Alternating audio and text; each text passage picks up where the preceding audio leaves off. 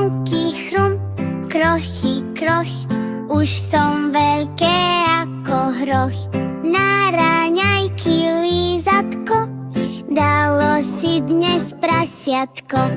K tomu misku kašičky z kuchyne od mamičky, ešte chlebík, džemíku a kakávko v kýbliku. Nakoniec banán v čokoláde, už je po raňajkovej kanonáde. Teraz to na máme pri ušku, že ho tie sladkosti tlačia v podbrušku.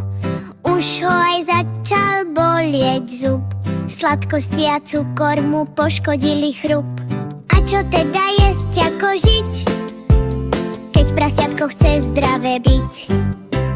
Dobrý vývar kurací, šalátové listy, syr a rezeň teliaci, tým si je táto istý. K tomu omeleta, či na mäko vajíčka, chlebík s maslom, morskou solou urobí mu mamička. Koláče a sladkosti tie nie, o tom sú tieto riadky.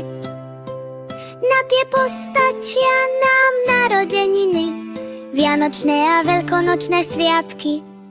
Chrumky, chrum, krochy, kroch,